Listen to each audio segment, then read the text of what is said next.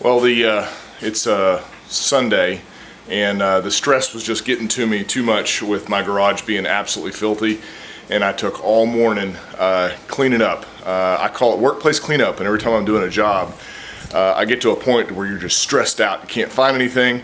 And I can't tell you how many times in this past 2 weeks I've gone to Home Depot or West Marine or something like that to buy something because I thought I was out of it. Kind of find out I wasn't. I just didn't know where I put it.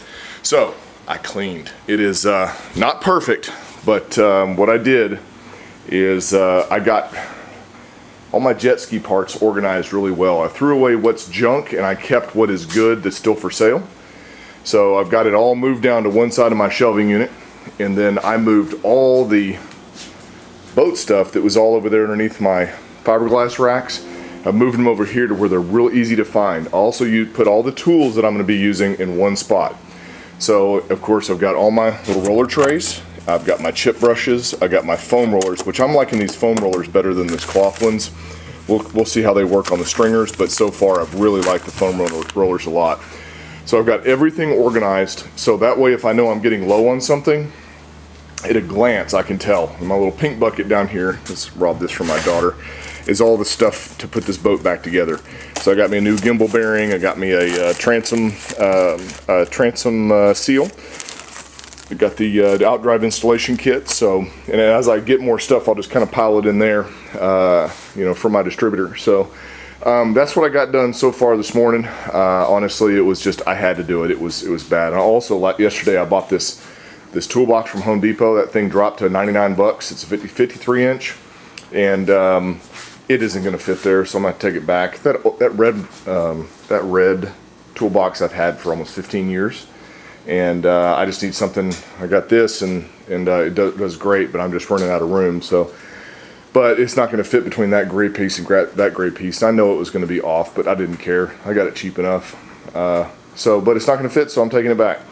So anyway, everything's fairly organized now. I can find things. I just went in there and measured down for the deck height. I'm fixing to go out there and cut the stringers to deck height so that way I can glue in the other stringers, which are right there. What I'm doing is I'm coming down 5/8 of an inch, and I took my tape measure and I measured my 1/2 inch, which is going to be my deck.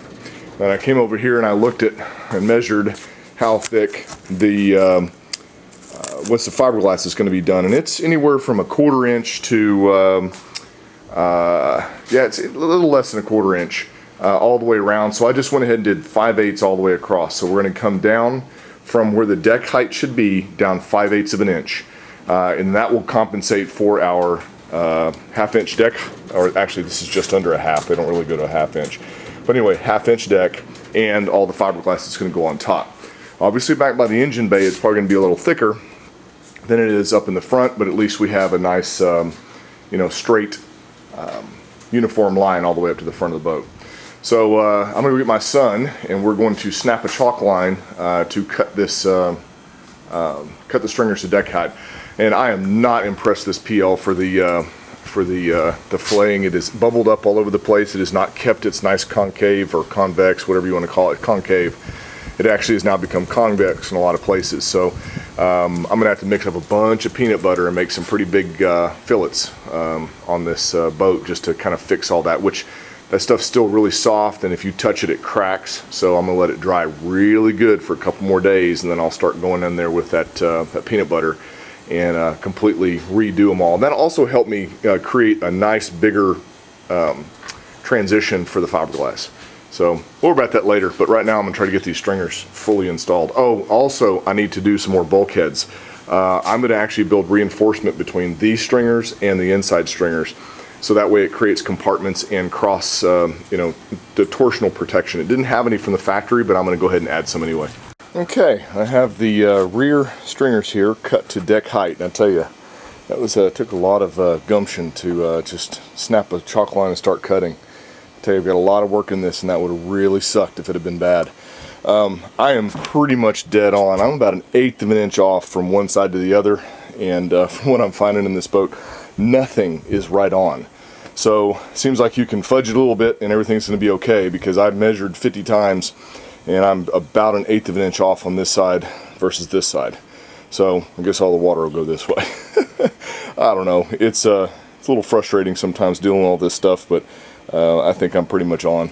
So what I'm going to do is I'm going to use my level to scribe my marks on the bulkheads here, so therefore I know exactly where I need to be.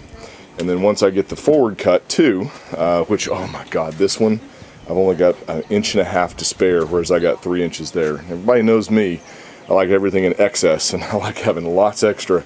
That's just a little too close for comfort right there as far as the deck. I don't know if you can see the chalk line or not, but it's real close to the edge. So what I'll do is I'll finish cutting these. I'll go mix me up some resin, slow kick of course, and then I'll treat all the end grains really good. And then before I wrap them, I'm going to put a 2x2, I guess you'd call it a footing for the deck to screw to. And I'm actually going to screw it to, I'm going to screw it through with stainless screws. And then I'm going to actually put a nice fillet on the back side so it's real easy for it to, and round everything off to put the fiberglass over. And then we'll just do that all as we wrap it.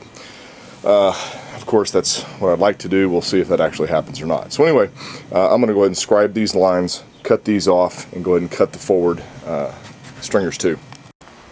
All the stringers are cut to height. I'm real happy with the way they came out. I was really nervous about doing this. Now, I still need to cut where my engine's going to go, which is not a huge deal. I just going to measure it and then cut it from there. And then it steps out and then up. So it's one of the next projects I got to do. But I'm remade my bulkhead in the front, and it's perfect fit. All I got to do is make my little half circle cutout for the water to drain, and then I'm gonna mix up a little bit of resin and coat that really good, and then coat the tops of these stringers here. And then if time permits, I'm going to get in here and try to set these. I got to figure out a way to keep them from sliding down the hull. I'm going to think about rigging up some type of system to actually hold them in and just temporarily tack nail them into place so that way they don't move. But hadn't got that far yet. That's my next modus operandi, figure out how I'm going to make that happen. So first things first, I'm going to get the resin on this stuff so that way you can get to drying or curing, and also got to clean out all the sawdust. I tell you, I'm not a big fan of circular saws. When I was 15, my dad cut his finger off with one. Actually, it was a table saw, same difference, spinning blade. And I had to rush him to the hospital, so I've had a pretty traumatic experience with those things. So working with a circ saw in such confined spaces just is not my big on my list of top things I'd love to do. So at least that stuff's done. I can relax about that, let this stuff finish curing, which it's still, where I had cut right here, the PL is still very sticky on the inside of it because it's thick. So it needs a long time to completely dry. And then we can come back with peanut butter and really reinforce these joints. I think that's about the only way to go. I just kind of fearful about how this PL is going to cure. But, I used it on my transom last year and it worked fine. I'm just, I'm being over anal. But I took my level and I went around all over the place, and I'm telling you, we are maybe 1/8 of an inch, 1/16 of an inch off from side to side, and the deck's just going to slope a little bit this way. I tried my hardest, but, it's a 1/16 of an inch is not going to make that big of a difference. And it may just be because where I'm holding the level or something like that, but I measured them. They're all right on, so I'm happy. That's the main thing. Next thing is to test fit this. I got to make these little pieces in here to hold it. The middle portion that goes in the ski locker in here. That way we can have the place for the water to travel and it won't mess up, and also the gas tank, so we can test fit it. So a lot of stuff to do, but we'll move right along. All right, here's my little brilliant idea. I took some of my 2x2 that I have laying around that I'm going to use for the sole or the deck, and I cut it to 58.5 inches wide is how the inside of each one of these outer stringers is. And what I did is I tacked them with my, almost slipped and fell, tacked them with my trusty DeWalt brad nailer into these stringers, which will pull those out of course, but it's just, it's like a tack weld, it's just holding it for a second. And then what I did is I laid my stringers in there all the way from side to side up against the transom. And then what I did is I just lifted it up 1/4 inch, tack, tack. Lifted up 1/4 inch, tack, tack. So these things are suspended off of the deck by 1/4 inch on both sides. So therefore they aren't touching, they won't have any problems. And then what I'll do is I'm just going to go back with my PL and squish it into the underneath, because that's about the only way I can see to do it when you don't have 50 people to help you out. But let that settle in and glue in. Then what we'll do is we'll take a level with a marker on it, go out there and just scribe all the way down. That'll give us our deck height, and we'll cut that too. And then we'll move on to the next step, I guess, right? So I'm gonna get me some PL. I'm out. Got to run to Home Depot. The stringers are done. They're bed in with PL, and I'm gonna give it a good 48 hours. Hell, I'm gonna give it probably all week to completely set up. I need to make sure that this is 100% dry before we go start putting peanut butter on there.